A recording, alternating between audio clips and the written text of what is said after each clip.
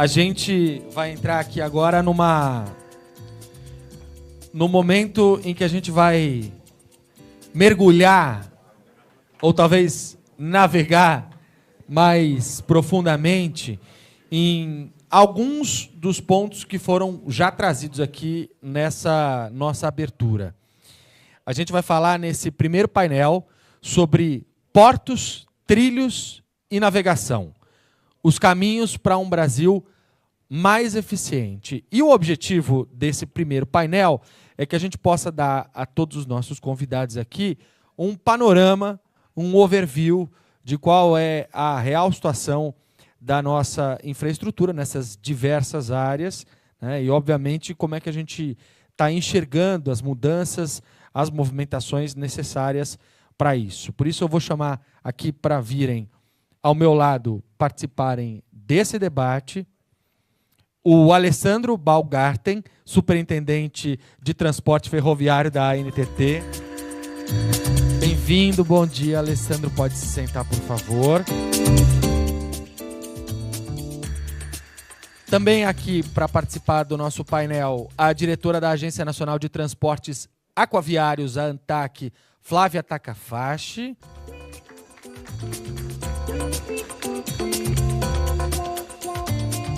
Bem-vinda, Flávia, bom dia, pode se sentar lá.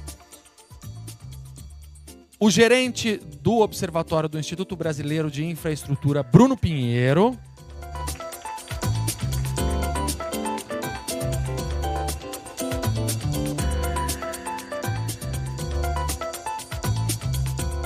Bem-vindo, Bruno, bom dia. E para ficar aqui do meu lado, eu não sou bobo nem nada, eu convidei ninguém menos do que o comandante Flávio Matuí, que é coordenador dos temas ambientais da Comissão Coordenadora para Assuntos da IMO.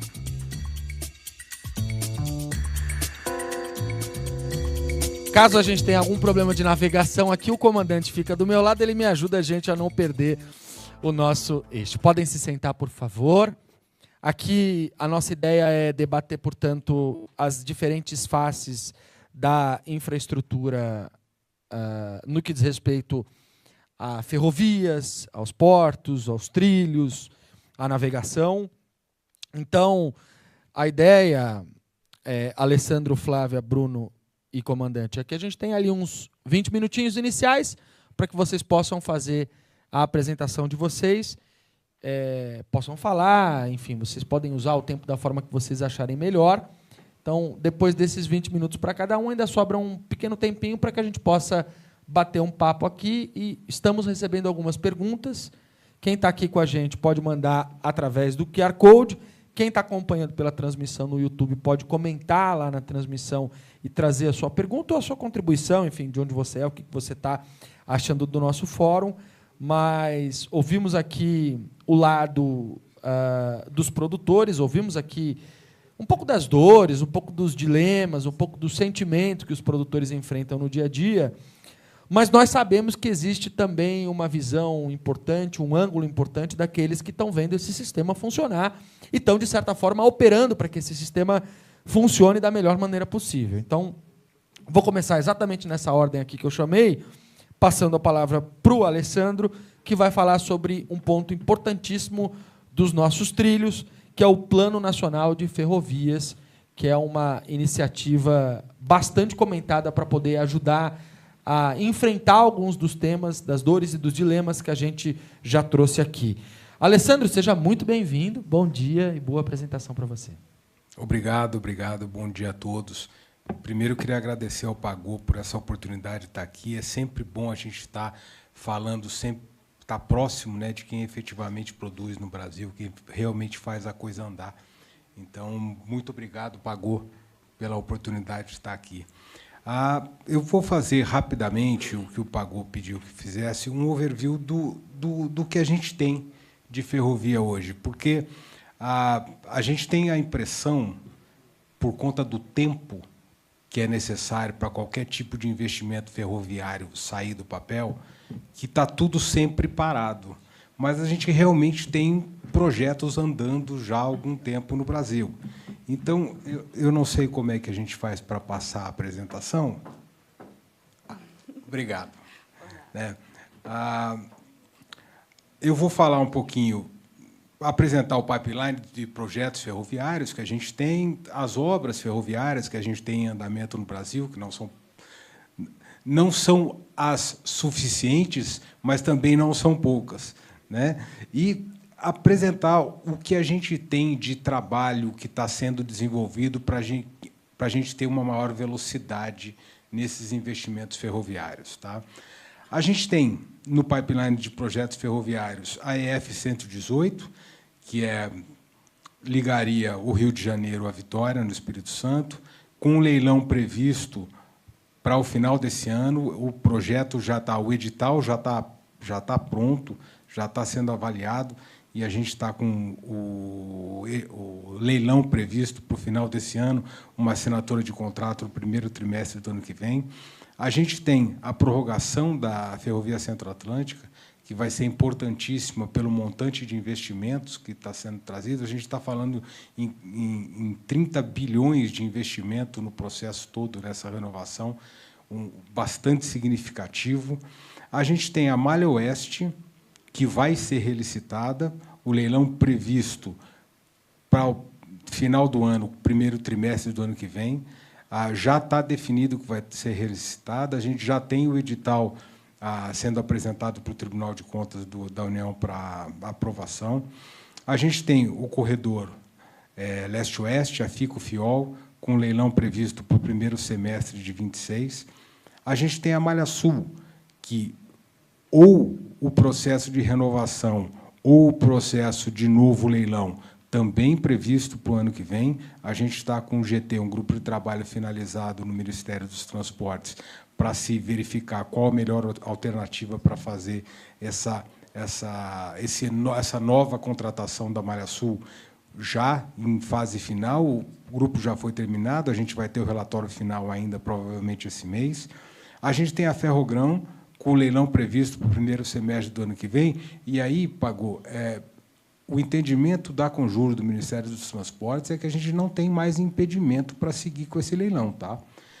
Muito embora se fale muito da questão da Ferrogrão, do licenciamento, com essa mudança de projeto que foi efetivada, o entendimento do jurídico do Ministério é que a gente não tem mais impedimento para seguir com esse projeto.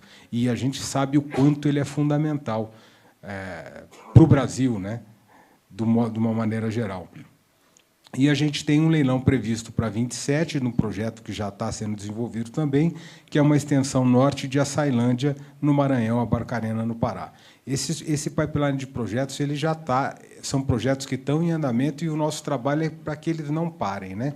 Para que eles continuem e a gente consiga cumprir esse cronograma. Além disso, a gente tem algumas obras importantes em andamento. A Transnordestina, com todos os pacotes já contratados. Então, a gente tem muita tranquilidade em afirmar que a gente realmente vai cumprir o prazo e, até o final de 28, ela vai estar concluída até P100.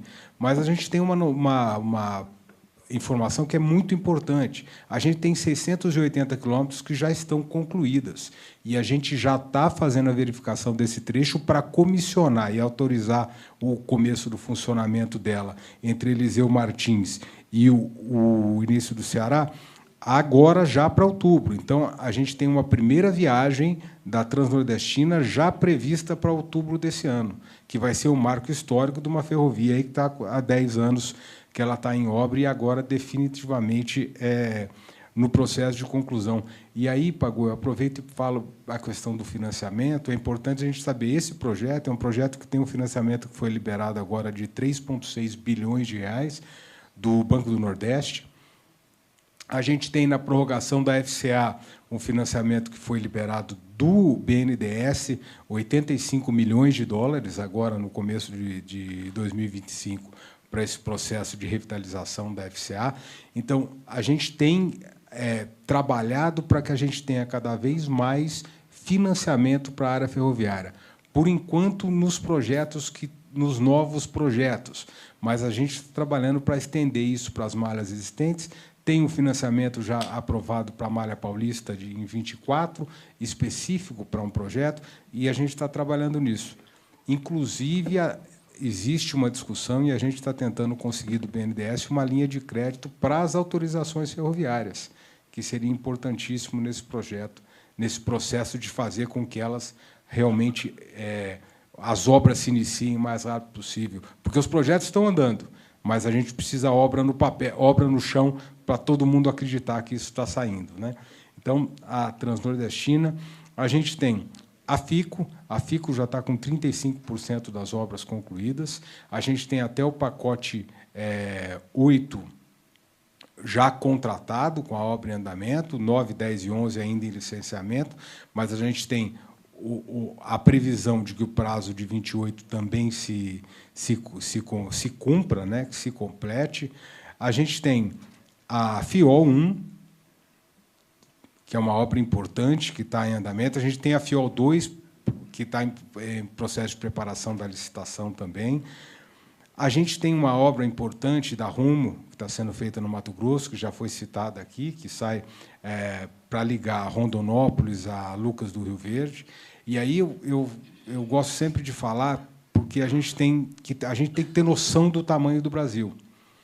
Vocês imaginem que essa obra de Rondonópolis a Lucas do Rio Verde, no Mato Grosso, que a gente, olhando o mapa do Mato Grosso só, a gente vê um pedacinho assim de obra, ela é, por exemplo, exatamente o tamanho da ferrovia que liga Bari, na Puglia, no sul da Itália, a Milão.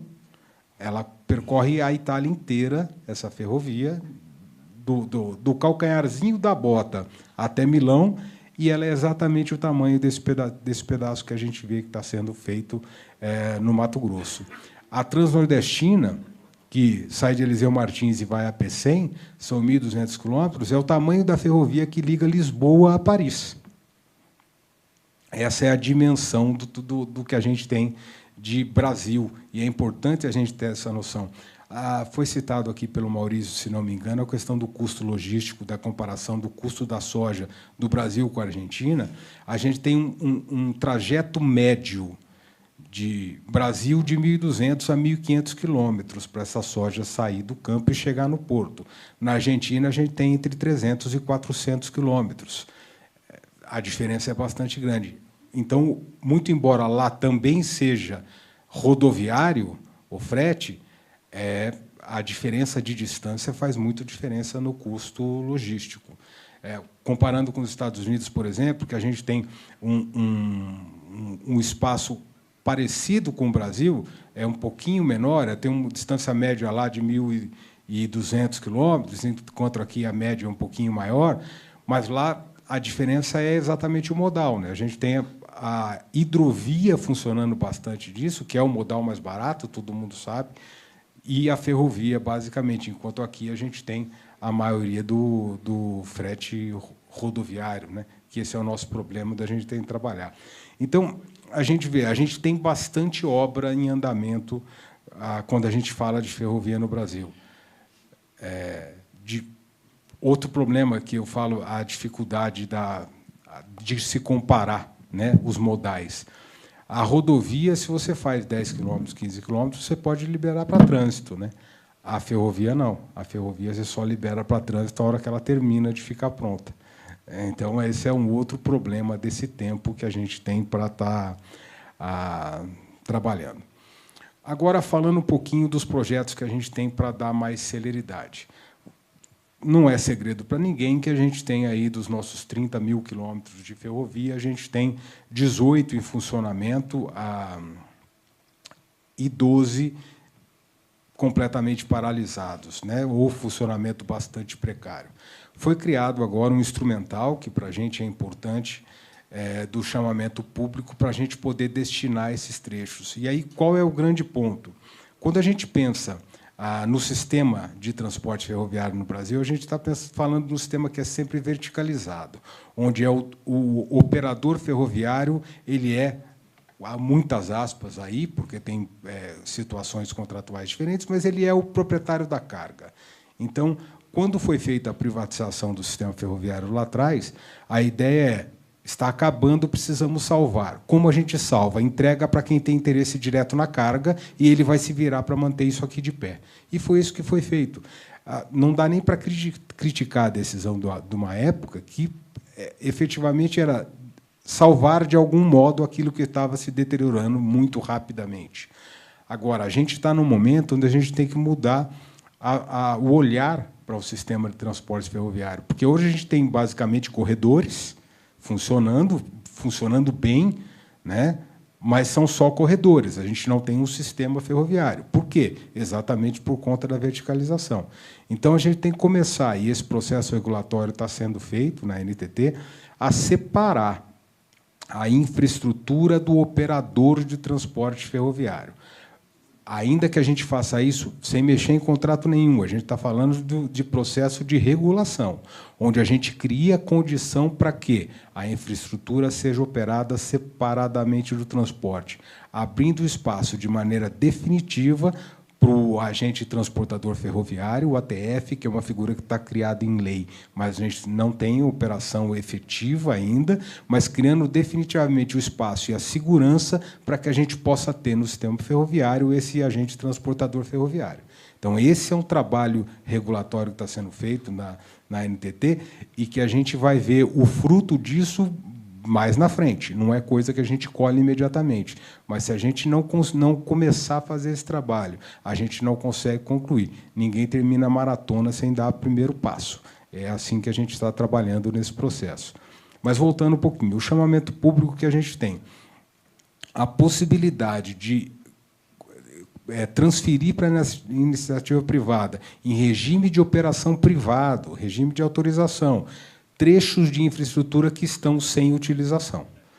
Tá? Isso vai dar uma velocidade, porque a gente pode tratar trechos específicos. Para isso, a gente tem, e a gente vai ter uma entrega esse ano ainda, um trecho do corredor Minas-Rio, onde a gente sai de Arcos e vai até Angra dos Reis, tá? Com um trecho de Varginha a Lavras. Esse trecho vai ser colocado em chamamento público, vai ser colocado ao mercado até o final desse ano. O primeiro chamamento público que a gente tem, num modelo em que a gente vai estar oferecendo o vencedor dessa licitação. Ele vai ser quem se predispor a pegar o maior trecho. Então, esse trecho está dividido em três pedaços, né, o que é Arcos-Barra Mansa, onde a gente tem uma operação de calcário que já está em andamento e ela vai continuar. A gente tem o trecho de Varginha Lavras e a gente tem o trecho de Barra Mansa a Angra dos Reis. Esses trechos vão ser oferecidos, primeiro os 3 trechos em conjunto. Se a gente não tiver interessados, só o trecho Arcos Angra dos Reis. Então, a gente está abrindo a possibilidade até para testar essa possibilidade de mercado para esses chamamentos. E a gente tem mais 30 projetos que estão numa sequência e a gente vai estar conseguindo divulgar o pipeline de projetos de chamamento públicos até o final do ano, desses outros 30 projetos que a gente recebeu. A maior parte das indicações do Baldez aqui, e o Baldez vai ter que arrumar a gente para pegar esses trechos para a gente, mas a gente vai estar colocando até o final do ano isso. Isso vai dar o quê? Celeridade para esse processo de transferência. Com uma vantagem, os trechos que estão sem utilização, antes dessa possibilidade, a gente tinha que primeiro separar da concessão. Isso traria um problema de obrigação de indenização desse trecho, dessa devolução à vista, e por isso que as concessionárias não fazem, para depois colocar esse trecho para o mercado. Hoje, não. Hoje, a gente consegue colocar esse chamamento público para o mercado. Em havendo um vencedor, aí sim a gente separa do trecho da concessão. Além do que, existe a possibilidade de se colocar a indenização do trecho como aporte de capital público para esse chamamento. Vez que se trata de uma infraestrutura pública e que vai voltar ao poder público no final do contrato, é possível que a gente consiga fazer. Não é o caso desse primeiro que está colocado, mas é possível que a gente consiga fazer aporte público dependendo do projeto. Então, isso vai dar bastante celeridade para isso. Tá. Finalizando, eu não podia deixar de falar das autorizações que eu acho que é uma coisa que a gente não tá no, vamos dizer assim, não está na apresentação, mas é importante, é um processo importante que a gente tem em andamento no Brasil. A gente tem muitos projetos que efetivamente não estão ainda em obra por conta do licenciamento ambiental, que é efetivamente um problema que a gente está tratando, como já foi colocado bastante aqui, e a gente tem visto uma força-tarefa bastante efetiva do governo, no sentido de colocar todo mundo na mesa para tentar resolver de maneira rápida e célere esse licenciamento ambiental, mas a gente vê que tem muita gente trabalhando. Tem muito projeto que está sendo colocado para frente, sim, e a gente vai ter obras efetivas começando, se não no final desse ano, no começo do ano que vem.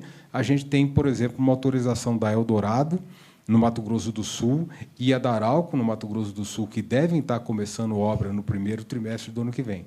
Então, assim, a gente vai ter obra no chão rapidamente. Isso que a gente ouve falar de que a autorização é ferrovia de papel, não é. É que, para ela sair do papel e virar pá na terra, demora. Efetivamente demora, principalmente o processo de licenciamento.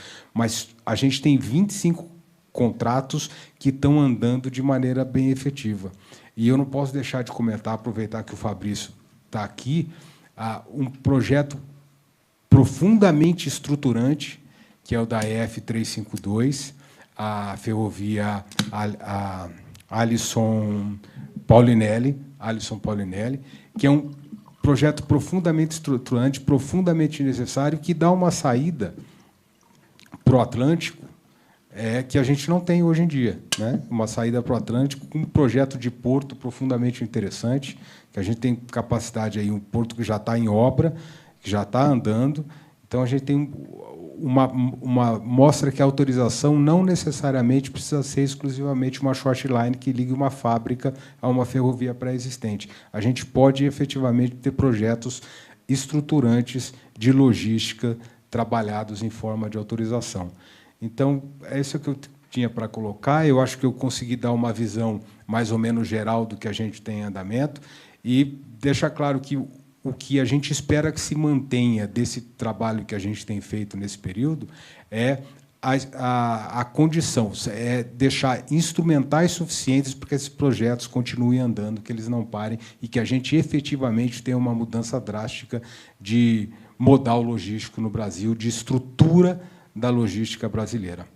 Boa, Alessandro. Eu, particularmente, ouvindo você falar, eu enxergo até como uma certa prestação de contas para a sociedade mesmo, do trabalho que vocês estão fazendo e da forma como vocês estão organizando todos os processos para poder avançar com a malha ferroviária brasileira. Então, agradeço pela transparência e também pela boa vontade de conversar com os setores aqui para poder explicar o que está sendo feito. Evidentemente, vocês viram aí no mapa, quem conhece do agro sabe que nem todos aqueles trechos eles favorecem mais ou menos o algodão, a soja ou outros cultivos, mas a importância de você ter as ferrovias espalhadas pelo Brasil todo. E uma das dificuldades que a gente vai trazer aqui é dessa desconexão da malha ferroviária brasileira, que, ao longo de muito tempo, foi construída de uma forma até desordenada e que poderia, hoje, ser muito mais eficiente se tivesse uma conexão maior. E de que forma que o plano vai poder contribuir para que essas conexões da malha elas sejam mais efetivas. Mas vou passar, então, agora para Flávia, falar um pouquinho sobre logística de containers e respostas regulatórias. Flávia, muito bem-vinda e bom dia para você.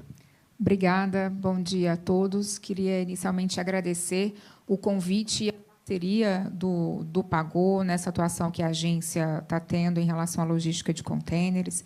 Aqui no painel de abertura foi falado um pouco das dificuldades, né, que o agro, que o arroz, o algodão enfrenta na questão das exportações, e a agência, a ANTAC, vem enfrentando esse tema há um certo tempinho. Isso começou depois quando veio a pandemia, né, foi o momento que começou a chegar na agência uma série de denúncias e de questionamentos para que a agência entendesse, atuasse naquele momento para entender se havia uma desconexão, uma falta de contêineres que geravam desarranjo logístico em toda a cadeia de exportação, mas também na cadeia de importação, e se haveria alguma medida regulatória que a ANTAQ pudesse fazer naquele momento. Então, desde 2020, 2021, a agência vem se aprofundando nessas discussões da logística de contêineres, e, recentemente, tivemos o Acórdão 521 de 2025, que dá algumas bases, alguns entendimentos regulatórios que são importantes para esse setor. E as questões principais que estão ali apontadas são em relação à cobrança da demurrage e à cobrança da detention. A gente sabe que, hoje, né, o setor de logística ele passa por desafios diversos, passa também pelo enfrentamento da busca de soluções. Então, existem soluções no setor privado, existem soluções no setor público. As soluções elas precisam ser concatenadas, porque, na verdade, não é um problema de uma única solução, não é um problema cartesiano, em que um único remédio, uma única solução vai ser suficiente para minimizar ou para corrigir todas as questões que se põem, mas, diante, né, do que está colocado, né, quais aquelas questões que a agência pode enfrentar do ponto de vista regulatório, vão ter outras questões que vão ser enfrentadas do ponto de vista estrutural, de infraestrutura, parte de competência do Ministério, parte de competência da ANTAQ, parte de competência dos próprios terminais privados ou dos portos públicos. Então, essa atuação da agência se soma a esses esforços, que alguns, né, a gente consegue, por via normativa e regulatória, enfrentar, e outras precisam de outras questões, outras soluções mais estruturantes. Então, qual que é a questão que a gente tem enfrentado ultimamente? A questão, principalmente, da demurrage, a dificuldade que os importadores, aí nos seus diversos segmentos, e o agro muito presente nisso também. Amanhã tem até uma reunião na Fiesp, em São Paulo, porque a Fiesp, assim como o agro, foram grandes demandantes dessa atuação da agência. Havia uma dificuldade e várias denúncias na agência impondo quais que eram os problemas na devolução do contêiner vazio depois de uma exportação, decorrido o seu free time, decorrido o seu prazo de livre estadia, as dificuldades colocadas para devolver esse contêiner vazio nos dépots, que são de responsabilidade designados pelos transportadores efetivos, armadores. Muitas das circunstâncias, muitas das ocasiões, os importadores não conseguiam fazer a devolução desse contêiner vazio, o contêiner entrava, então, em sobreestadia. Havia, né, e há algumas denúncias na agência nesse sentido, que a gente está na fase de solução de cada uma dessas denúncias, e de cada uma dessas denúncias havia uma negativa em receber, mas a cobrança da sobreestadia continuava ali sobre a responsabilidade do importador. Então, alguns desses casos começaram a chegar na agência, e havia um estudo grande que a agência tinha feito, principalmente considerando o cenário de Santa Catarina. As denúncias começaram hoje, né, foi até colocado aqui também no painel anterior, a importância do mercado de Santos para a importação e para a exportação, mas o mercado de Santa Catarina também é um mercado importante. Então, começaram os problemas sendo reportados a partir desse mercado dos terminais, ali os dépots de Santa Catarina, e a própria fiscalização da agência, entendendo que não havia, em grande parte das denúncias apresentadas, uma responsabilidade por conta do importador, que ele, de fato, havia atuado com diligência na entrega, na tentativa, pelo menos, de entrega daqueles contêineres vazios, mas que não havia obtido sucesso por conta da recusa no recebimento por esses dépots. Então, já partindo, né, da resolução normativa que a agência tem, que é a resolução número 62, que já estabelece algumas obrigatoriedades do transportador, algumas obrigatoriedades do agente de carga, do agente marítimo, do agente intermediário, e coloca também a questão da própria responsabilidade pelo serviço adequado. A agência, então, editou esse entendimento normativo, que foi consolidado no Acórdão 521, para dar esse contorno que, na tentativa, né, de entrega do contêiner vazio e uma recusa do dépôt em receber essas unidades de carga, que a cobrança da sobreestadia não seria legítima nessas circunstâncias. E, se o contêiner já tivesse em período de sobreestadia, precisaria ter uma interrupção daquela cobrança, aquele tempo que, de fato, estava atrasado antes da tentativa de devolução, de fato, seria devido, né, já que a tentativa de entrega foi feita já no prazo além da sobreestadia, além do prazo de livre estadia, mas o tempo que tivesse dali para frente na tentativa de entrega não poderia ser imposto ao importador. E aí, a partir disso, a agência, até visando dar celeridade no acompanhamento das denúncias que estão na agência, a agência estabeleceu um rito sumário para chamar as partes, né, diante das denúncias que foram apresentadas, identificado. E aqui eu peguei o caso específico da entrega dos contêineres vazios nos dépots. Havia identificado que não havia responsabilidade do importador, ali já abre uma possibilidade de fazer uma composição entre as partes, de fazer o cancelamento da cobrança e até encerrar o processo dentro da agência sem aplicação de penalidade, desde que houvesse, de fato, o ressarcimento daqueles valores indevidos ou o cancelamento das cobranças que tivessem aberto. Então, esse foi um enfrentamento que a agência fez, tem dado certo, a gente já fez algumas composições, outras estão sendo agendadas, e as próprias partes, antes, às vezes, de serem chamadas pela agência para essa composição, também já têm feito acordos entre elas, suspendido faturas consideradas indevidas com base nesse entendimento, e já apresentado para a agência o pedido de desistência de tramitação dos seus processos. E por que foi estabelecido esse rito sumário? Porque todo o processo que chega na agência ele é instaurado como um processo sancionador, né? E aqui eu tenho Bruno Pinheiro, que hoje está emprestado, hein, Bruno? O Bruno está emprestado para o IBI, tem feito um excelente trabalho, mas já foi superintendente de fiscalização e sabe bem o que eu estou falando, né? Toda denúncia que chega na agência, a gente instaura um processo sancionador. O objetivo é apurar uma penalidade. Claro que, se no fim, né, entender que, para além da aplicação de penalidade, tiver outras condutas para serem feitas, essas condutas são dadas ali como obrigação de fazer, mas o rito de um sancionador, ele é um rito bem normatizado, bem estabelecido, para garantir contraditório entre a defesa, e, às vezes, ele se perdura no tempo, porque a gente está ali para estabelecer a realidade, né, fática daquela situação e aplicar uma dosimetria, uma penalidade que, de fato, seja adequada de acordo com os nossos normativos.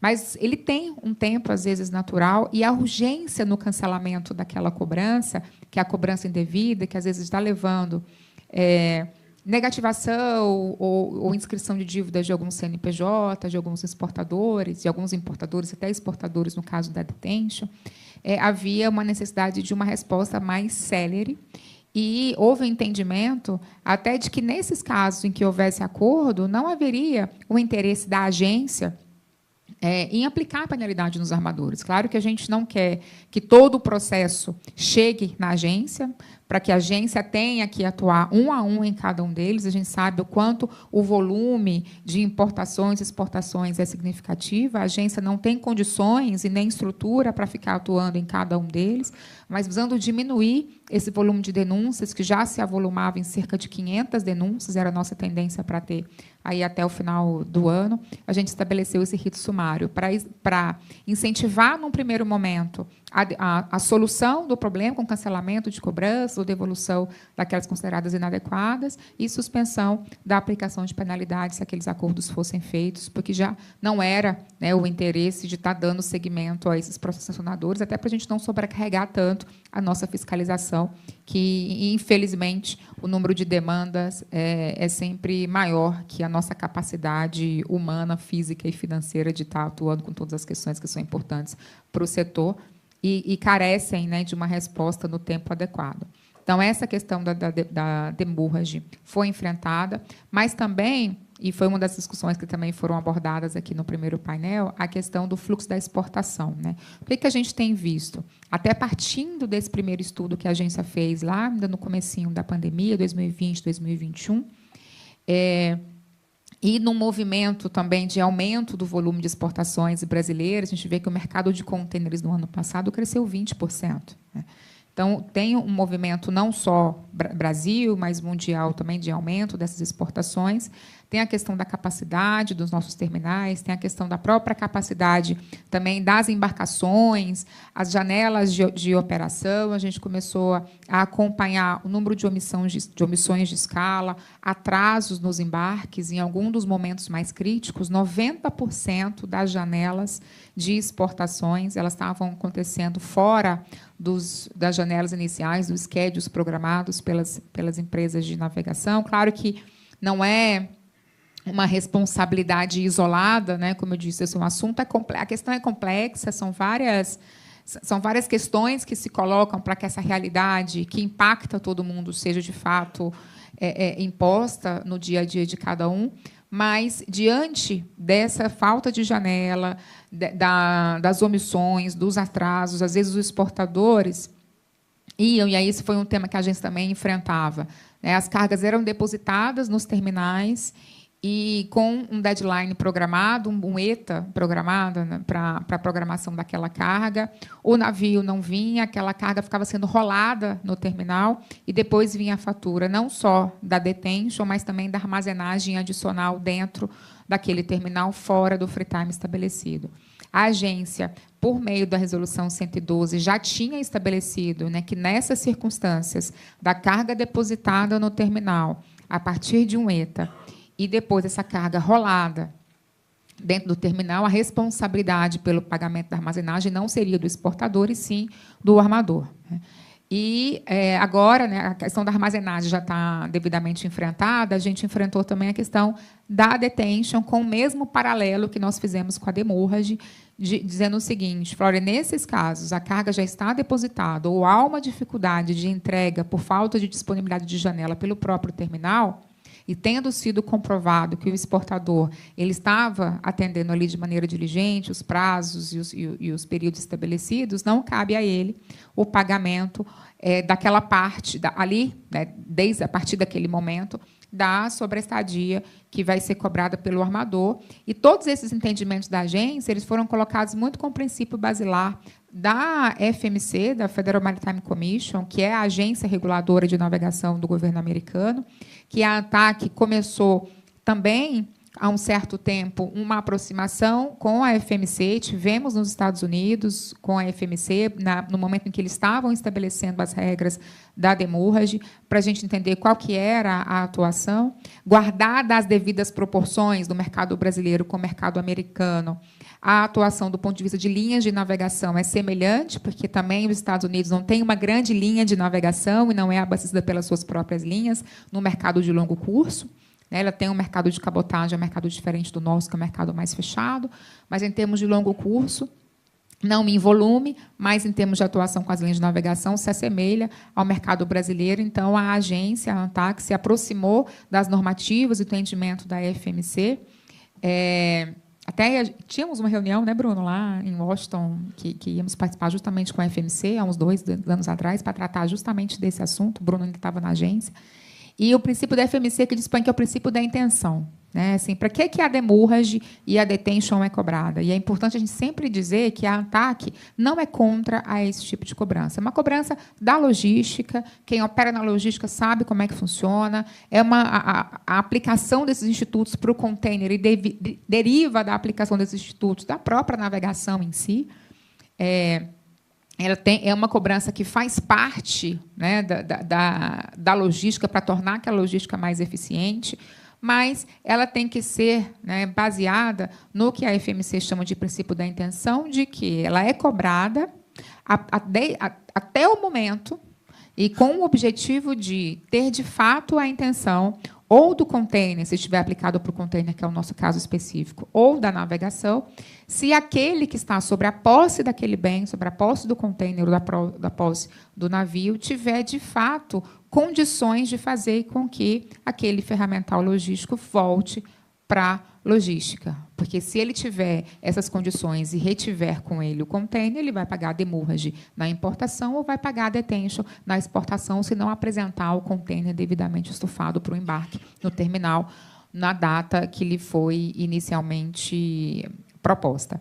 Mas, a partir do momento em que ele não tem mais meios de encerrar essa cobrança, se ele foi devolver o container, o armador, que é quem controla o débito, não tiver condições de recebimento, ou ele foi devolver, colocar o seu container cheio no terminal para que seja devidamente exportado, e ele não tiver janelas, ele não tiver condições de apresentar aquele container para embarque, não há sobre ele, de fato, nenhum método, nenhum meio possível para que ele encerre aquela cobrança. Então, a própria FMC, com base nesse princípio da intenção, princípio também muito defendido pela própria FIATA, com quem também a gente teve uma atuação muito direta na discussão desses normativos, desses entendimentos regulatórios, há um entendimento de que a cobrança, a partir daquele momento, seria ilegítima. E foi com base nesses entendimentos que a ANTAQ aplicou os seus entendimentos regulatórios, todos eles tendo como prerrogativa a resolução 62, que é uma resolução já em vigor da agência,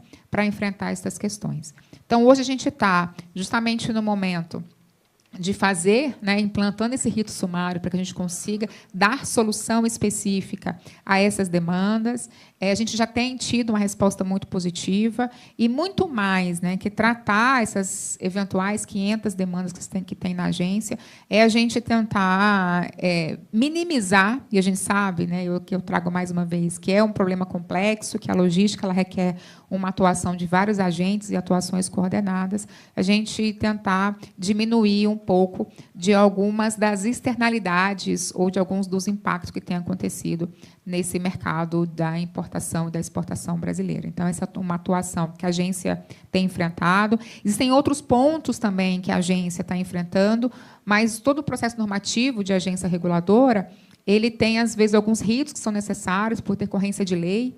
Então, aquilo que a gente conseguia já enquadrar dentro da resolução que está em vigor e entendimentos regulatórios que eles simplesmente eram aplicações da lei, do normativo da agência em vigor, elas já estão válidas, mas aquelas alterações ou aquelas condutas regulatórias que demandassem uma alteração normativa, ela tem seu rito próprio, precisa entrar numa agenda regulatória, precisa ter audiência, consulta pública, precisa ter todo um rito específico de elaboração de uma análise de impacto regulatório, que tem o seu rito próprio, e acabou não sendo enfrentado pela agência, mas aquilo que tínhamos condições, que tínhamos evidências, que já tínhamos um substrato normativo para dar a resposta no tempo necessário, isso a agência fez recentemente pelo Acórdão 521. E aqui, reforçando uma coisa que a gente sempre discutia, e Pagou esteve na agência várias vezes durante o trabalho, eu mesmo tive algumas reuniões com o IPA também, até para ouvir quais eram as demandas, é a importância da agência estar ouvindo as demandas do setor. Então, hoje eu estou aqui para falar um pouco da resposta que a agência deu, mas essa resposta só foi possível ser dada porque antes a gente ouviu as dificuldades e, dentro das dificuldades, a gente entendeu qual era a parte que a agência podia atuar. Porque tem algumas partes que a gente entende a dificuldade, mas não é nossa competência, ou é uma competência sombreada com outro órgão, ou demanda também de outros atos, que não seja só um ato interno da agência.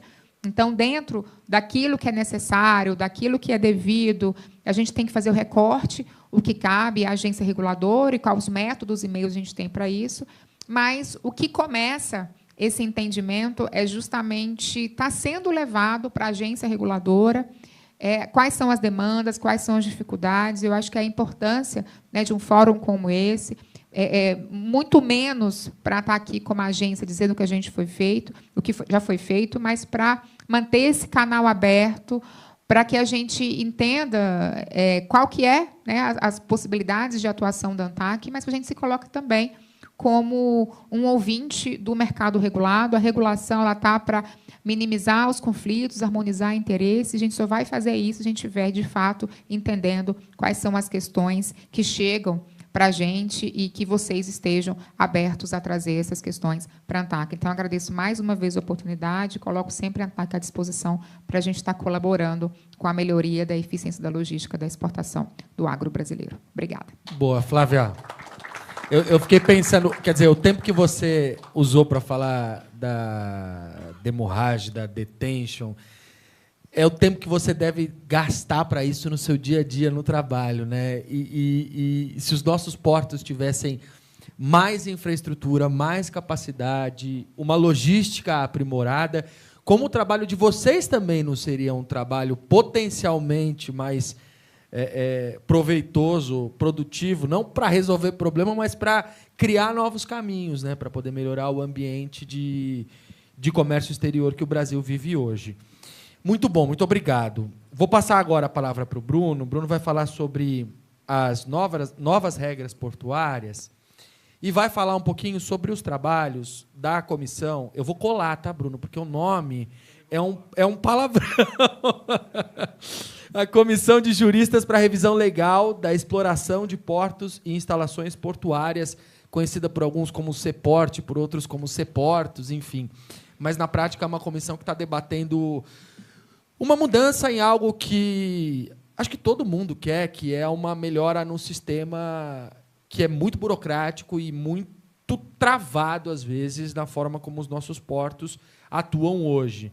E aí você tem uma diferença muito significativa também naqueles que são portos administrados, aqueles que são concessionados, e como isso impacta a logística do dia a dia. Então, vou passar a palavra para você explicar um pouquinho do nosso contexto no que diz respeito aos portos. Seja muito bem-vindo e bom dia. Obrigado. Bom dia a todos. Primeiro, agradecer o convite do Dr. Pagô, que, além de mago da nossa logística, é um gentleman. O Dr. Pagô mandou uma mensagem para mim e falou: eu preciso ir no IBI, quando você pode me receber? Imagina, doutor Baldes, ele perguntava, falou: não posso receber. Eu falei: o senhor pode vir a qualquer hora aqui, né? Meia-noite, 1h da manhã, né? E ele foi lá às 14 horas e falou: não, só vim aqui. E eu fiquei pensando, né? Peguei o zap lá, o que eu prometi para o doutor Pagô que eu não fiz, o que eu conversei com ele e não fiz, e não achei nada, fiquei ansioso. Ele chegou lá: não, eu vim te convidar para o Fórum Geopolítico e Logística. Eu falei: doutor Pagô, uma ligação resolveria isso, o senhor, com esse tempo caro que o senhor que o IPA investe bastante nele, veio aqui no IB para fazer esse convite, agradeço. E vou cumprimentar meus colegas de painel, em nome da doutora Flávia Takafashi, minha chefe, estou só licenciado, sem medo de parecer piegas, né? Mas numa plateia majoritariamente masculina, eu contei 10 senhoras, uma saiu, ficou 9, voltou, já são 10 de novo.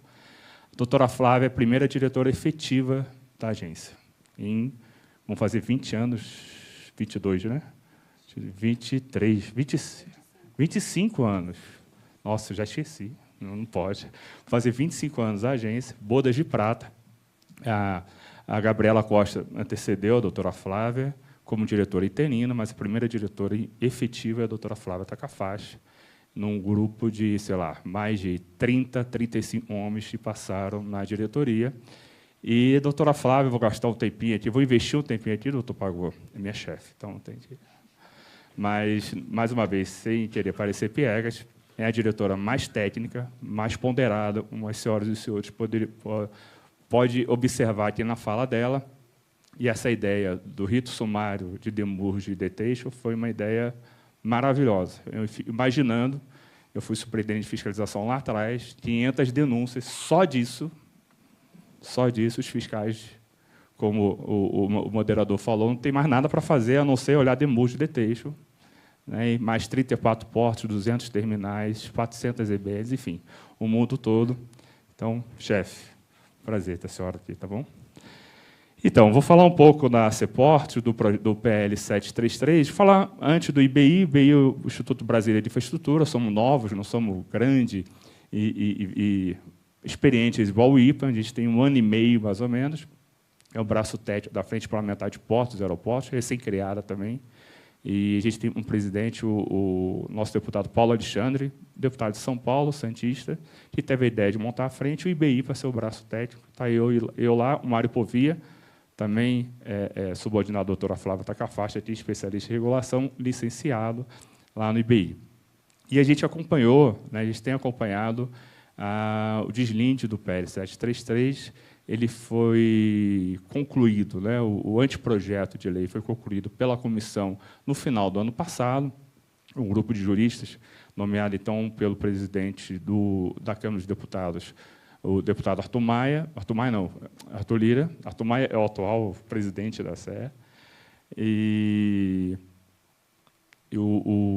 Eles terminaram no final do ano, e, em fevereiro, o deputado protocolizou o PL 733 e, por ter mais de 3 comissões envolvidas, foi criada uma comissão especial recentemente, acho que tem uns 3 meses, 2 meses, comissão especial para a elaboração do PL 733. O IBI, após discussão, né, de mais também uns 3 meses, com todos os mantenedores, com o CONSAD, a gente propôs o substitutivo. Tá? Nada de muita mudança hoje está no PL.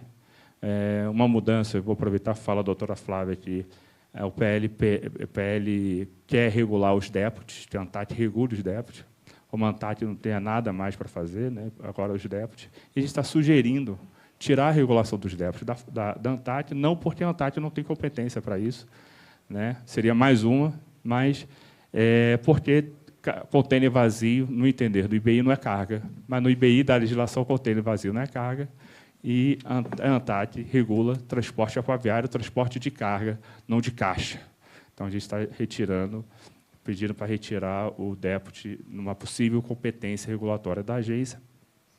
E a gente está incluindo também uma coisa muito importante, e aí, pegando um pouco da fala do doutor Pagô, a falta de infraestrutura dos portos, principalmente, a gente viu há mais de quase 20 anos de agência, uma falta de cultura de planejamento, comandante. A gente tem soluços de planejamento, soluços de soluções em infraestrutura, mas não se perpetuam. Infelizmente, a infraestrutura ainda é uma política de governo, não é uma política de Estado. Então, a gente está introduzindo, pediu para o relator introduzir o contrato de gestão, contrato que o Ministério vai fazer com as autoridades portuárias, esse contrato por 10 anos. O que vai ter nesse contrato de gestão? Esse contrato de gestão vão ter os arrendamentos que ele tem de fazer, ele vai ter as obras que eles vão ter de fazer, tudo que a autoridade portuária vai ter de fazer naqueles 10 anos. E isso perpassa pelo menos 2 mandatos presidenciais. Isso vai ser fiscalizado pelo CAP, pela ANTAT e pelos ministérios, né? Principalmente CAP e ANTAT. Essa é a nossa proposta. E a gente tem ainda a figura da desburocratização, isso já estava no PL original. Eu vou voltar uns 10 anos atrás, na MP 595, né, quando foi elaborado a MP 595, eu tive o grato privilégio de participar da elaboração, junto com o ministro Pedro Brito, diretor da agência. E lá atrás a gente tinha em torno de 150, né, doutora Flávia, contratos de arrendamentos vencidos ou a vencer nos próximos 2 anos. Esse era o número, mas 100 a 150 contratos de arrendamento. Mas imagina um contrato de arrendamento do porto vencido, qual é o interesse daquele investidor, daquele empreendedor de investir? Zero. Amanhã posso sair aqui por uma liminar, por uma decisão de um ministro, decisão da ANTAT. Né? Então, estava deteriorando mais ainda a infraestrutura nos portos. Naquele momento, no MP 95, qual foi o pensamento do governo e do Congresso Nacional? Vamos centralizar na ANTAT e no Ministério todas as decisões de contrato de arrendamento. E, creio eu, né, os números dizem isso, foi uma decisão acertada na época. E, nesses 10 anos, a gente teve 46 bilhões de investimentos no setor portuário. Tá? E, passados 10 anos, foi a proposta agora da Comissão de Juristas e também do IBI descentralizar, voltar isso para as autoridades portuárias. A gente ganhou uma maturidade, aqui o Rossano é um exemplo disso, a APA tem a descentralização prevista em lei para fazer contratos, para fazer licitação de arrendamentos, e faz muito bem. Né, faz o canal de acesso para a Anabá, não sei se vocês vão fazer também, mas os contratos de arrendamento são vocês que fazem. Já fizeram 6 ou 9, alguma coisa assim, 8, obrigado, na gestão do Luiz Fernando. Então, essa é a nossa proposta de descentralizar, além do contrato de gestão, e a parte de governança. Né, governança do setor portuário. Na MP 95, os CAPs perderam o poder deliberativo, e a ideia é que ele continue consultivo, tá? Não seja deliberativo, não seja finalístico em alguns temas da governança portuária, mas sim seja necessária a audição do CAP para, por exemplo, alterar a poligonal do porto, alterar a PDZ, alterar Plano Mestre. Então, vai no Conselho de Autoridade Portuária, que é um colegiado plural, né? Estão todos ali, governo, usuários, empresários, trabalhadores, e tem que ter um parecer do CAP para o processo seguir. Claro, fizemos algumas ressalvas, se o CAP não responder em 30 mais 30, a gente dá como, né, o CAP ok, está tudo bem, senão atrasa todo o planejamento. E, por fim, o PL 7 tem os 70 anos para os contratos vigentes. A gente acredita, na MP 595, a gente aumentou de 50 para 70 anos. A gente foi o governo, já estou falando a gente, doutora Flávia. De 50 para 70 anos, o prazo dos contratos de arrendamento. Isso é bom, tem mais tempo para amortizar o investimento, mais tempo. Então, a gente consegue mais investimento, mas, por uma decisão do Tribunal de Contas, a gente só conseguiu isso para os contratos novos, não para os contratos vigentes. A gente acredita não, gerou uma assimetria concorrencial, e agora, no PL 733, a gente está propondo 70 anos, inclusive, para os contratos vigentes, para equalizar o tempo para todo mundo. E, por fim, a tão sonhada, né, pelos operadores portuários, a reforma trabalhista, que o acordo foi assinado semana passada lá no Ministério de Portos e Aeroportos, e a gente vai ter muita alteração na parte de trabalhadores, sempre, claro, mantendo o direito dos trabalhadores que estão há 20, 30 anos no setor portuário. Eu anotei aqui um pouquinho, doutor Pagô, o senhor falou de debêntures, né? A gente, lá no IBI, a gente atua diretamente, como o IPA também, lá no Congresso, com PLs, a gente atua a favor ou contra a PLs que estão lá em tramitação. Ontem a gente teve na Comissão de Infraestrutura, tinha um PDL, o 203, que susta o artigo 4º, Alessandro, da portaria 689 no Ministério de Transportes, que pede licenciamento ambiental, licença prévia, para que a ferrovia autorizada consiga entrar na priorização para debêntures incentivadas. Então, a gente, lá no IBE, acredita que isso é mais uma burocracia, pegando mais uma vez a fala do doutor Pagô, porque a gente não pode já emitir debêntures. O ato de tirar a licença não é barato. A gente precisa de financiamento para tirar a licença do país, né, ou tratar estudos. Então, se ali, como está ainda a portaria do Ministério do Transporte, e está tudo bem, com todo respeito à decisão do Ministério do Transporte, isso é desfavorável, esse artigo 4º, o empresário teria que tirar o dinheiro do bolso para fazer o licenciamento baratinho, ficar 2, 3 anos ou 5 anos de licença prévia, não poderia emitir debêntures. Isso cede para o plenário, a gente está acompanhando. E foi uma atuação do IBI, também do IPA, que esteve lá. E acho que eu já falei tudo. Eu queria comentar um pouco sobre as hidrovias, não está aqui no meu, mas foi citado, ninguém vai comentar sobre as hidrovias. Eu terminei meus últimos 2 anos de ANTAT lá falando de hidrovias, e pena que o Eric foi embora, senão ele me corrigia qualquer coisa. A ANTAT tem algumas concessões de hidrovias no pipeline, mas, falando do Pedral do Lourenço, após quase 20 anos de licenciamento, no Pedral a gente concede, o DENIT concede a licença prévia do Pedral do Lourenço. A gente vai conseguir movimentar ali, o Brasil conseguir movimentar ali 40 milhões de toneladas, porque é até o limite operacional da inclusa, né, de Tucuruí, 40 milhões de toneladas, com o derrocamento do Pedral. E eu acompanho parte desse licenciamento. Gente, realmente é uma coisa que está bem devida a ver no IBAMA. Eu estou licenciado, agora eu posso falar um pouquinho dos órgãos, mas é um verdadeiro calvário para tirar o licenciamento. Primeiro, o bota fora era no fundo. Para quem não conhece de Pedral Lourenço, ali no Pedral a profundidade é 100 metros. Então, as pedras iriam ser retiradas e ser colocadas lá no fundo, não ia mudar nada, né? A hidrologia do rio, não ia mudar nada. Aí, depois de todos os estudos feitos, o IBAMA levantou a mão e falou o seguinte: a gente quer saber quem mora lá a 100 metros. Que essa pedra pode cair na cabeça de alguém. Não é possível. A gente vai contratar escafandro, contratar submarino, pediu o submarino da Marinha emprestado, o comandante Matuí, para ver quem mora lá nesses 100 metros. Então, voltou-se para a prancheta. O DENIT teve que alterar todo o projeto de bota fora, para fazer bota fora às margens, para não usar os 100 metros.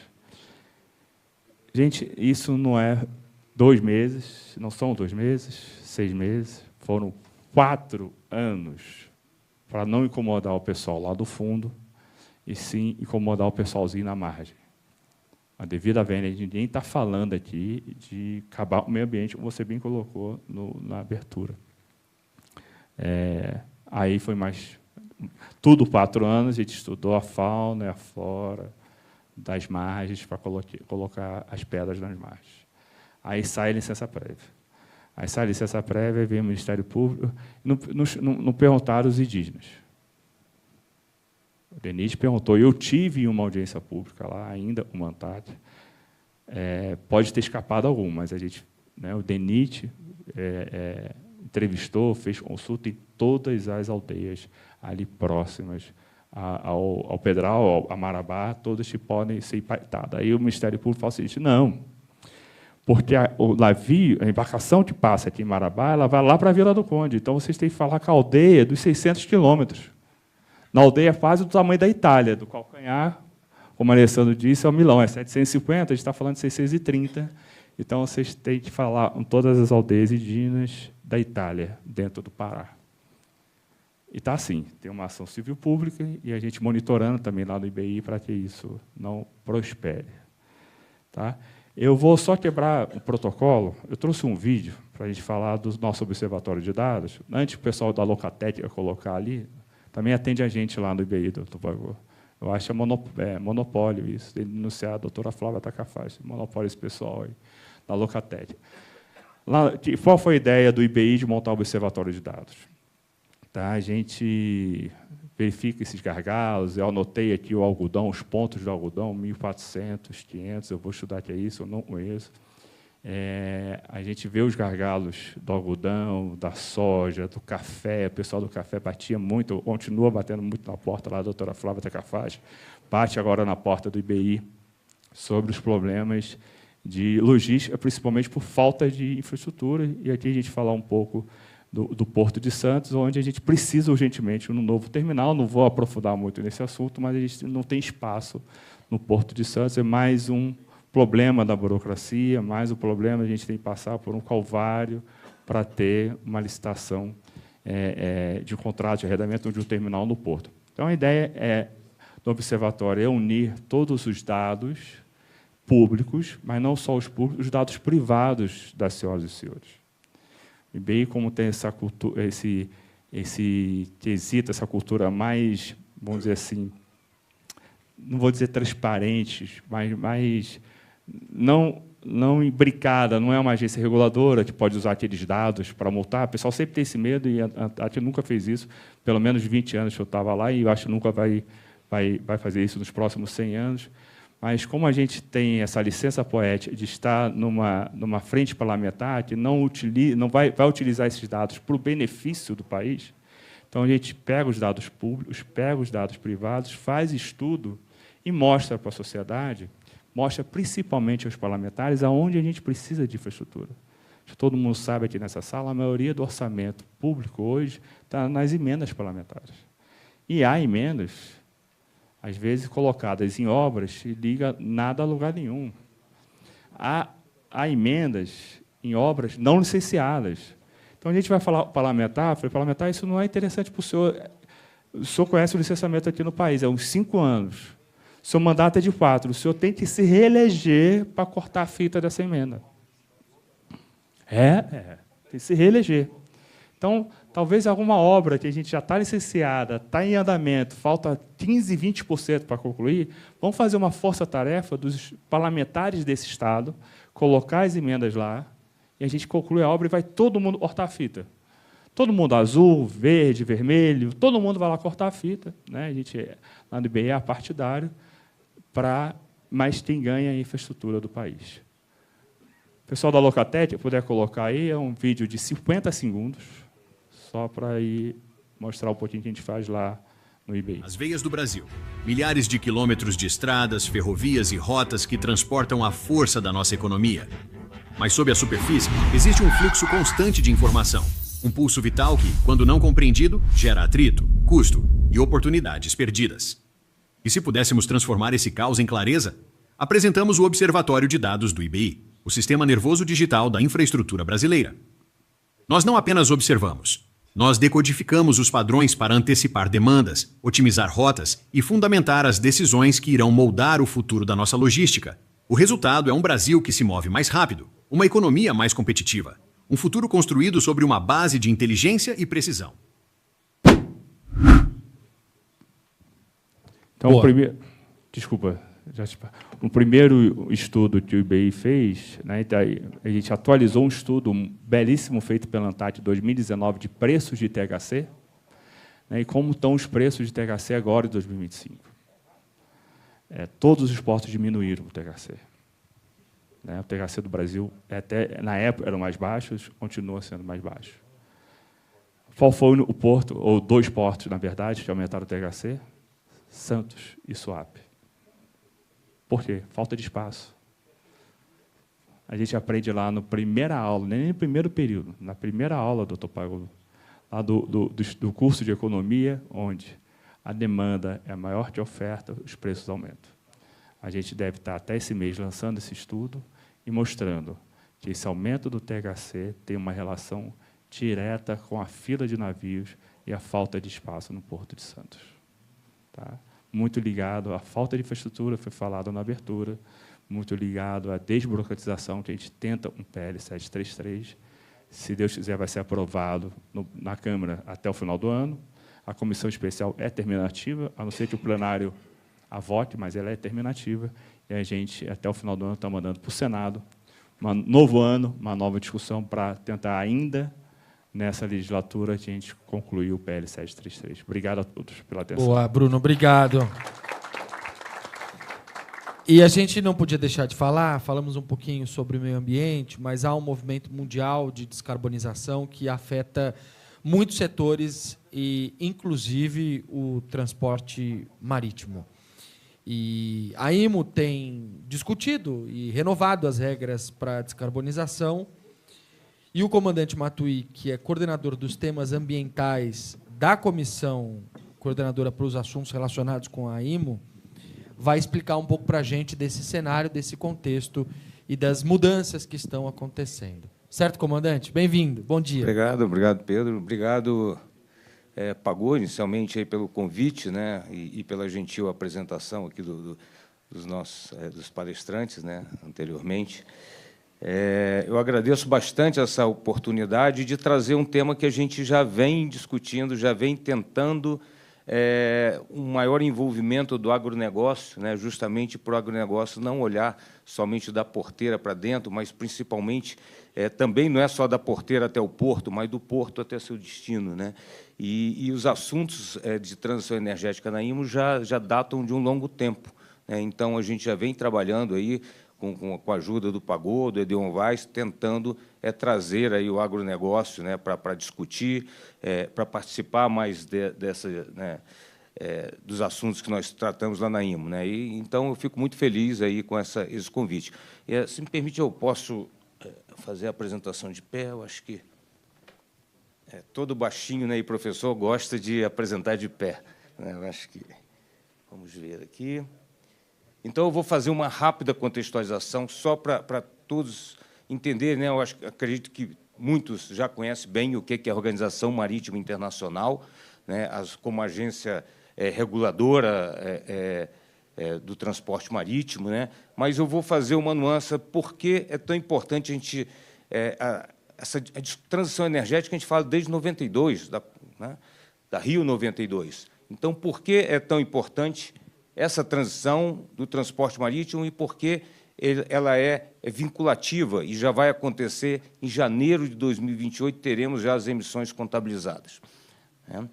Vou falar um pouco da organização que nós temos para defender os interesses do Brasil, porque, como eu disse, é um organismo multilateral, então ela defende, né, embora seja uma agência técnica e os assuntos deveriam ser decididos exclusivamente tecnicamente, mas existe a questão geopolítica, os interesses dos Estados. Então, aqui foi muito falado de logística, eu vou falar um pouco da geopolítica, né, dessa transição energética. E, obviamente, a regulamentação, essa regulamentação que está em jogo, e desafios, oportunidades e algumas considerações finais, né? E a gente vai ver que eu vou trazer uma outra camada de desafio. A gente tratou aqui muito do desafio logístico, né, dos gargalos, do dever de casa que a gente deveria fazer para diminuir o custo do Brasil e aumentar, né, a nossa competência. Não é aumentar, né, mas é justamente você aproveitar de forma máxima aí essa nossa competência como o grande produtor do agronegócio. Aí. Bom, então, a Organização Marítima Internacional, uma agência especializada da ONU, exclusivamente para tratar do transporte internacional. Né, uma agência de 176 Estados-membros, e aí diversas outras organizações. Né, e o principal é estabelecer o papel regulatório, né, da segurança e proteção do transporte marítimo e prevenção da poluição marinha causada por navio. Né? Então, aí tem um caráter regulatório. Por quê? Qual é a diferença da COP? Qual é a diferença do que vai acontecer na COP 30 das decisões dos Estados? Porque os Estados eles assumem compromissos. Esses compromissos são internalizados nos seus países ou não. E, mesmo depois de internalizado, podem ser alterados, dependendo da situação mundial, dependendo da situação econômica, dependendo dos problemas advindos de diversos fatores, como a gente viu a Europa alterando suas NDCs em função da guerra da Rússia e Ucrânia. Né? E aqui não, aqui não impacta sobre os Estados. Então, não haverá necessidade do Brasil internalizar, mesmo que o Brasil não concorde com qualquer medida da IMO, ressalve posição lá na IMO, nós seremos compelidos, obrigados a seguir. Mas como assim? A soberania do país? É porque a IMO ela não regula os estados, ela regula os navios.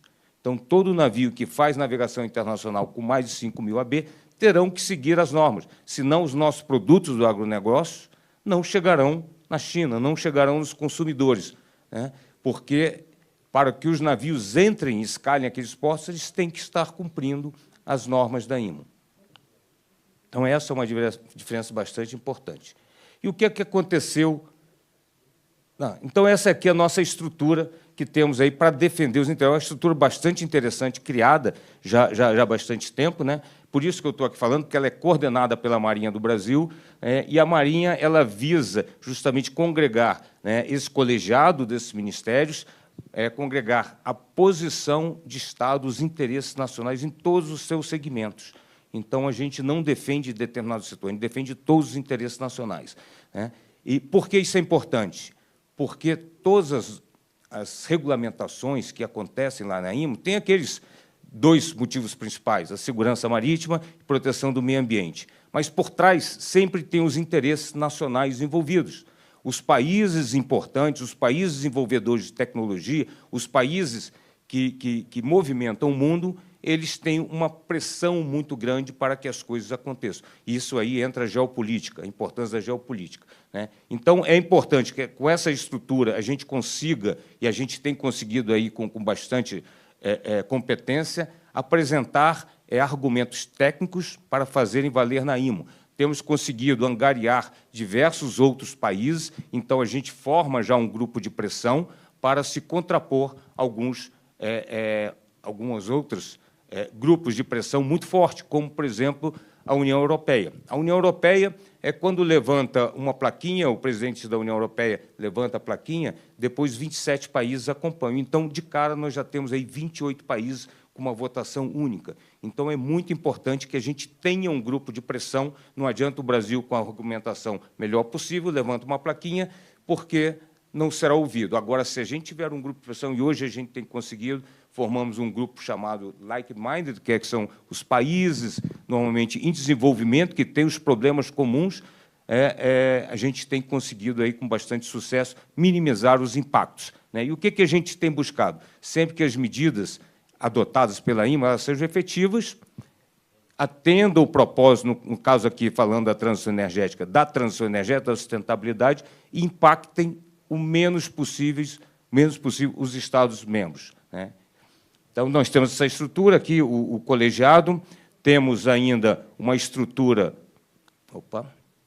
Mas aqui, né, aqui no Brasil, né, lá onde eu trabalho, temos no Rio de Janeiro um fórum consultivo que a gente utiliza aqui como uma audiência aberta para ter uma participação da sociedade, da comunidade marítima, da indústria, da academia. A gente trabalha muito naquele segmento no tríplice hélice, né, tem um pacto, uma atuação importante da academia e da indústria nas nossas posições, porque nós defendemos os interesses nacionais, né? E aí temos lá uma representação que faz valer justamente toda essa negociação com os outros estados. Então, vamos aqui para não... Opa, já falei demais. Então, essas foram as medidas que foram aprovadas agora em abril do início desse ano, né? O que diz essas medidas? Então, os navios deverão ter, os combustíveis do navio deverão ter uma intensidade de emissão,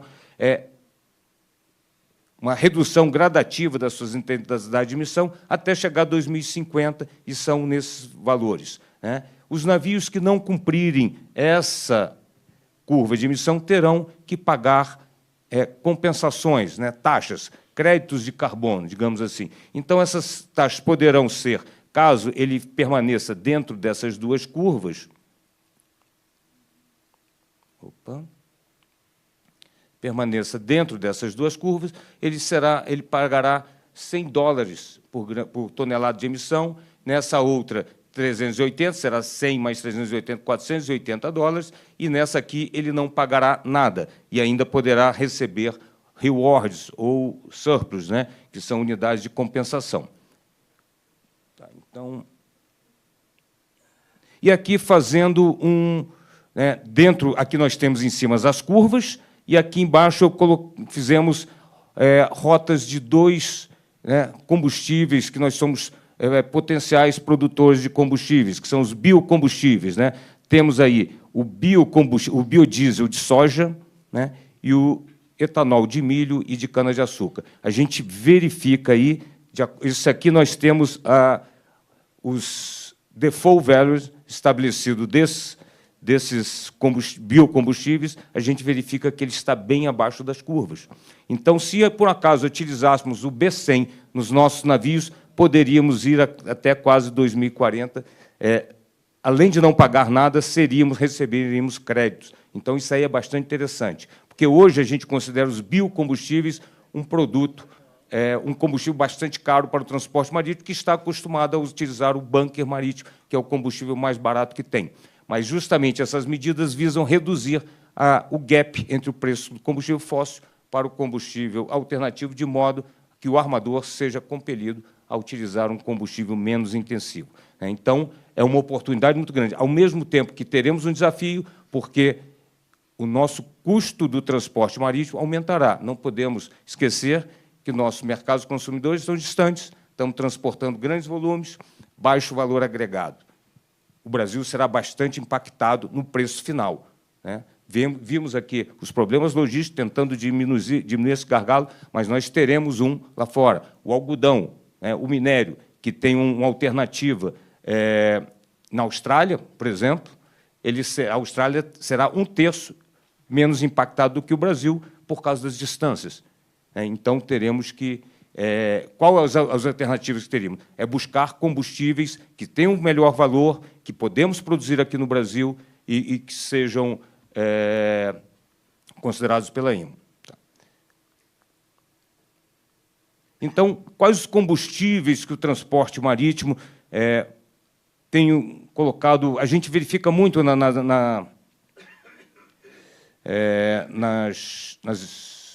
revistas especializadas, na mídia internacional, né, os seguintes combustíveis. O próprio LNG, mas é um combustível fóssil. Ele é menos emissivo, mas continua sendo um fóssil. O metanol, amônia e o hidrogênio. E agora os biocombustíveis. Inicialmente, dentro daquela geopolítica que eu falei, os biocombustíveis, principalmente o de primeira geração, não estavam sendo considerados, né, por diversos fatores, por causa de questão de visão, da visão europeia versus a visão brasileira de como podem ser sustentáveis os combustíveis, né? Então, eram esses combustíveis. o que pouco se fala, né, um combustível, os dois combustíveis são muito falados já há bastante tempo, desde o início da transição, que seria amônio e hidrogênio. Ali, naquela outra figura, nós vimos a densidade volumétrica desses combustíveis. Então, o espaço mais importante que nós temos no navio é o espaço de carga. Agora, se eu utilizar grande parte desse espaço de carga para usar para o próprio combustível do navio, então eu vou ter que usar 2 navios para fazer o mesmo trabalho. Ele não vai ser eficiente, vai ser mais emissivo. Então, aquilo ali mostra a capacidade volumétrica dos combustíveis. E aí coloca, mais uma vez, aí os biocombustíveis, né, como uma solução bastante interessante, né, em contrapartida ao hidrogênio, por exemplo, que eu precisaria de 7 vezes o volume, e de amônia 4 vezes o volume.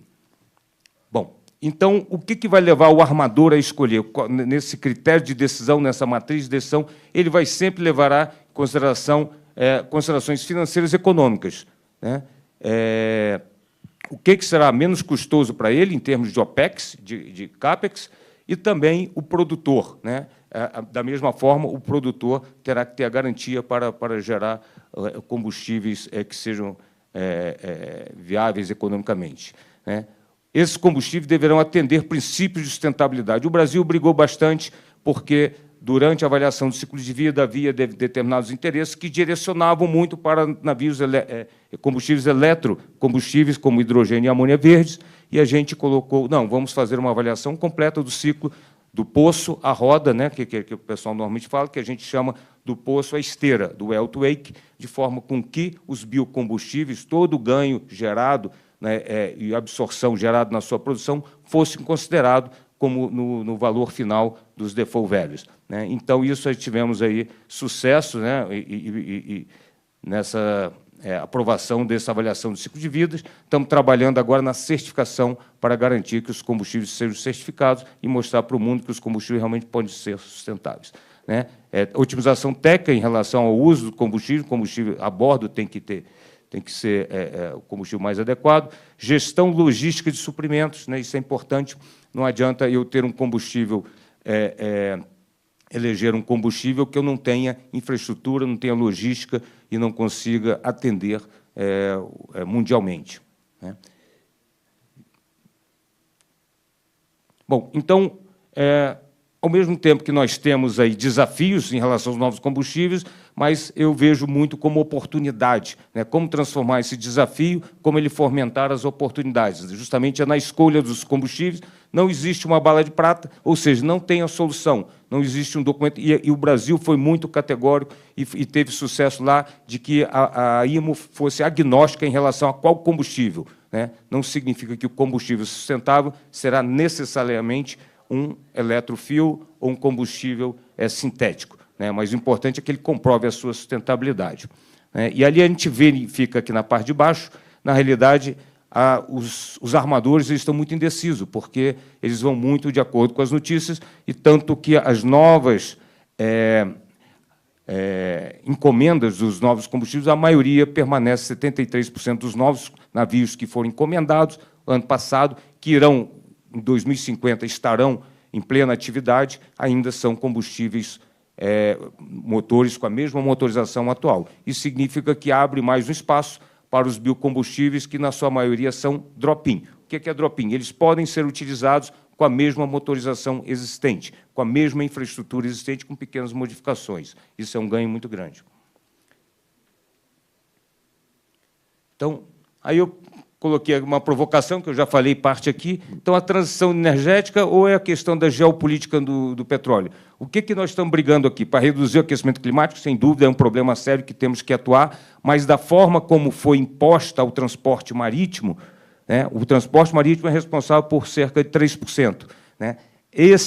Essa imposição de transição energética do transporte marítimo, e com um calendário a ser cumprido, na realidade, ele vai afetar o mundo inteiro. Mas, ao mesmo tempo que eu faço isso, que eu impacto todos os países, e, desproporcionalmente, os países em desenvolvimento serão mais impactados, porque o país desenvolvido que transporta um tablet e um iPhone, aumentar $10 o preço, não vai afetar nada para o consumidor final. Agora, se eu aumentar $10, talvez, na tonelada da soja ou do algodão, talvez seja um impacto bem maior, né? Então, tem a questão, e essa imposição, tentativa da imposição do seu modelo, é algo que a gente vem brigando lá, para que não importemos modelo de países desenvolvidos. O hidrogênio e a amônia verde são excelentes para o Brasil. O Brasil, como um produtor, a gente conhece, sabe todos os investimentos que acontecem em PECEM, né, e acho que tem que ser isso. O Brasil ele pode ganhar nessa transição, transformar os desafios em grandes oportunidades, né? E aqui é só uma visão.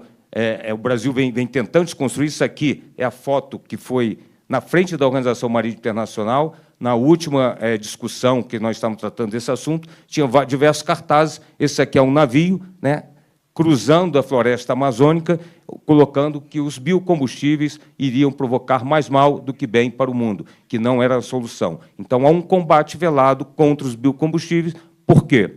Não porque eles não saibam tecnicamente, porque a gente nós fizemos diversas apresentações na Organização Marítima, diversos documentos, mais de uma dezena de documentos.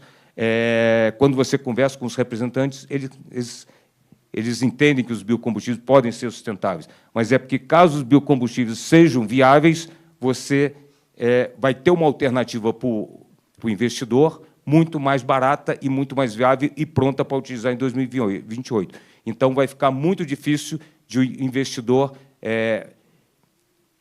adotar uma solução que foque no hidrogênio verde, na amônia verde, em que você necessita de uma infraestrutura, cerca de 80% de todo o investimento necessário será voltado para a infraestrutura, para a produção e armazenamento desses combustíveis.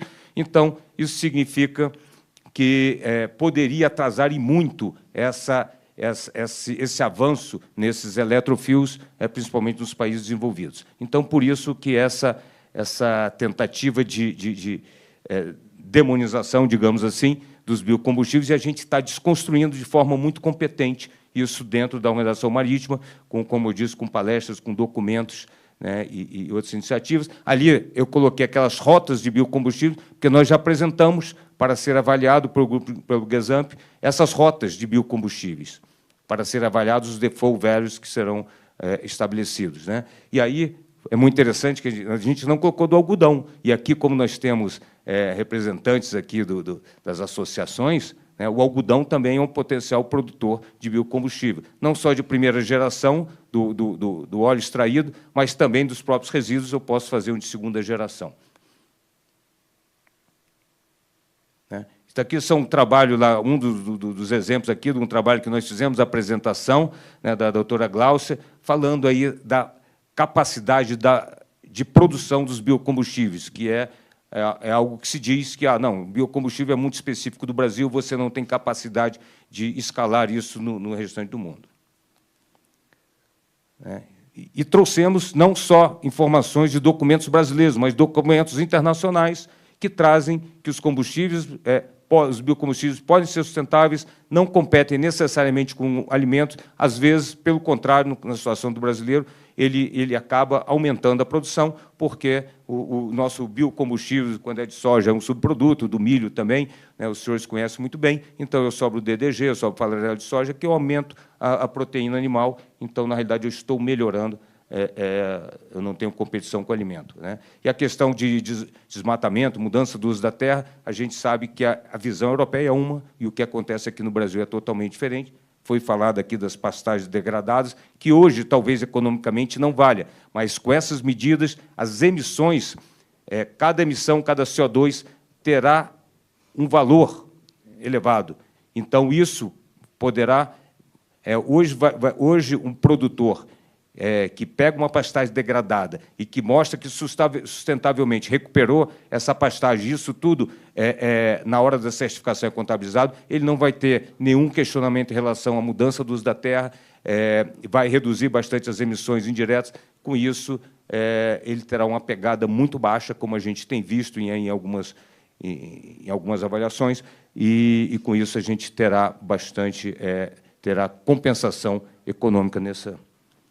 Bom, então, considerações finais, né, janela histórica, né, 2028, janeiro de 2028, as emissões serão contabilizadas. Tá? Nós teremos agora, em outubro, a adoção das medidas.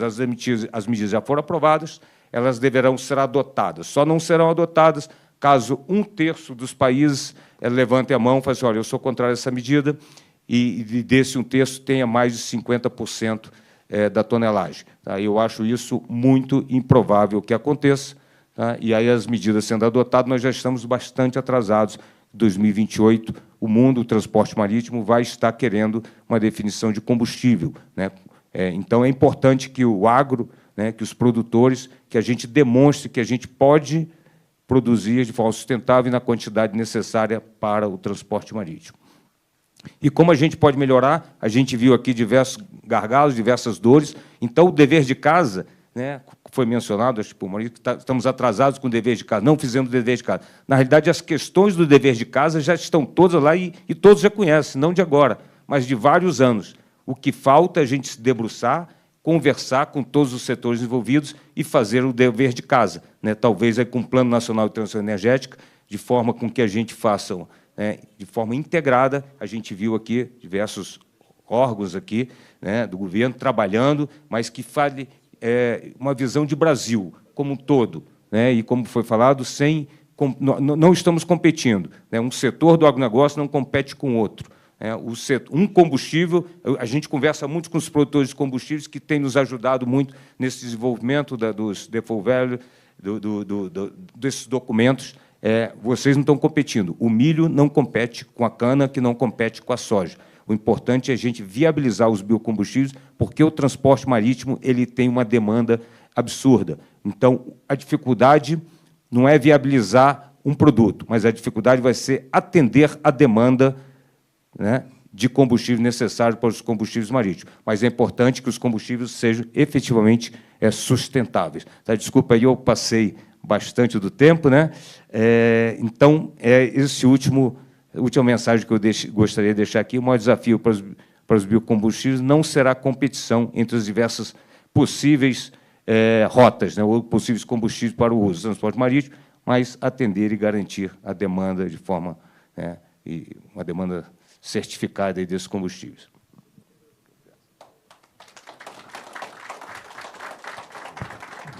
Ô, Flávia, pode mandar multar aqui o comandante, viu? Que ele deu uma estouradinha no tempo, ficou um pouquinho a mais aqui no porto do que devia. Vai levar uma punição, comandante. Olha só, gente, é o seguinte, a gente marcou o nosso almoço para 12:30. Eu tinha, sem brincadeira, para contar a verdade para vocês, 12 perguntas aqui para fazer para os nossos convidados. Eu vou abrir mão das minhas perguntas, porque eu vou fazer apenas 2 perguntas de 2 minutinhos cada uma, que vieram dos nossos participantes aqui. Uma para o Alessandro e uma para a Flávia. Então, vou pedir licença para o Bruno e para o comandante, para a gente poder privilegiar esses que enviaram as perguntas já direcionadas. E aí a gente, logo depois dessas 2 respostas de 2 minutinhos, já sai para poder almoçar e eu explico, enfim, onde é que vocês vão ter informações sobre isso. Então, vamos lá. Começando aqui, apenas para dizer para quem fez as perguntas, eu estou com todas elas aqui, do Wagner Souza, da BTTC, do Anderson Gorgen, da Guia Agrícola, da Fernanda Leão, da SLC Agrícola, do Janailton Fritzen, da AproSoja Piauí, e do Guilherme Vidal. As que não estiverem relacionadas com este tema, nós vamos tentar responder depois do próximo painel, ou no próximo painel. Então, fiquem tranquilos que as perguntas não vão ser desperdiçadas. Começando, então, com a Flávia, a pergunta direcionada a você é da Fernanda Leão, Flávia, da SLC Agrícola, e ela questiona o seguinte: sobre o novo acórdão referente às exportações com atrasos de navios, rolagens dentro do terminal portuário por parte do armador, os custos serão do armador e não do exportador? E como ficam os custos quando houver esse atraso de navio, rolagem por parte do armador na área retroportuária?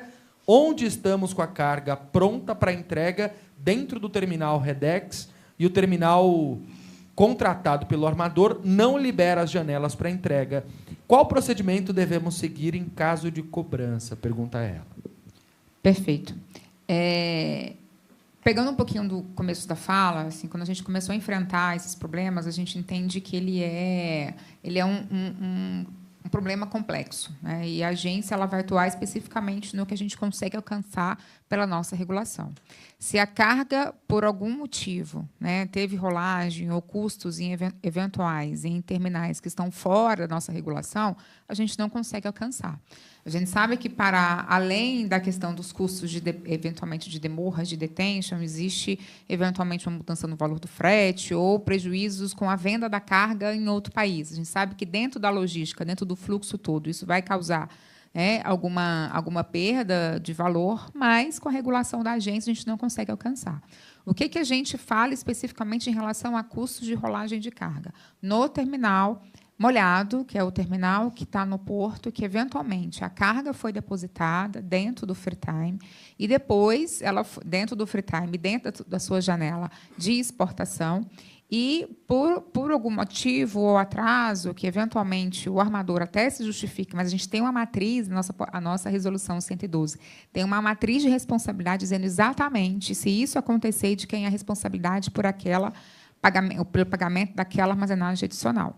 Mas a carga depositada no terminal molhado e havendo uma rolagem de carga que seja de responsabilidade do armador, o custo daquela armazenagem, o terminal pode cobrar diretamente apenas do armador e não do exportador nessas circunstâncias. E já tiveram, se algum desses casos foram apresentados faturas de cobrança do exportador, o próprio armador, o próprio terminal, vocês podem entrar em disputa, tem os próprios fluxos de questionamento da cobrança diretamente com eles, ou, eventualmente, o caso pode ser encaminhado para a agência, para uma denúncia, onde a agência vai atuar especificamente nessas circunstâncias.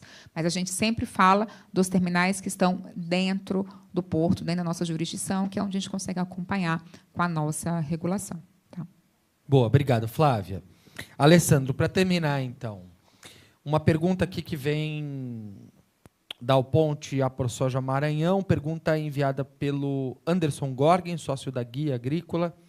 Ele questiona o seguinte: essa evolução agroindustrial que a gente está começando no Brasil ainda caminha a passos lentos por falta de estruturas logísticas.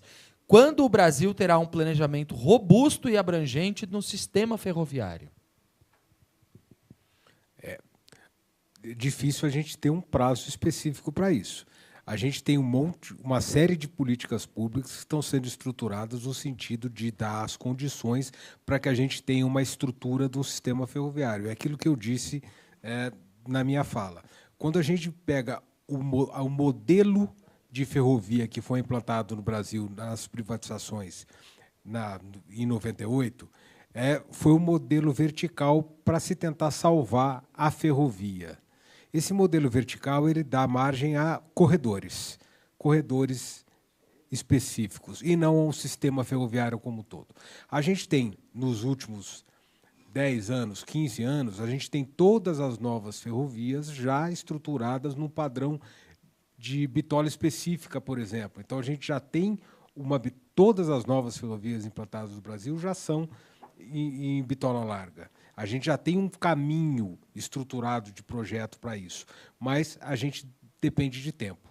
O que a gente está estruturando é o sistema regulatório para que a gente consiga fazer aquilo que eu disse, aquela separação do operador, do transportador e da infraestrutura, e a partir do momento que a gente tiver isso equacionado, nos novos contratos, a gente vai começar a estabelecer a formatação da infraestrutura que vai possibilitar a criação, aí sim, de um sistema efetivo, onde você tenha vários transportadores que possam estar usando essa malha como um todo. Mas é um processo que a gente entende.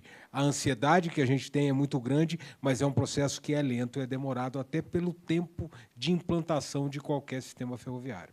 Boa. A você que está acompanhando, você pode continuar conectado com a gente vai voltar às 14h. Para quem está aqui presencialmente, pedimos, então, a gentileza que estejam aqui às 14h para que a gente possa retomar os nossos trabalhos. Peço, então, agora uma salva de palmas aos nossos convidados.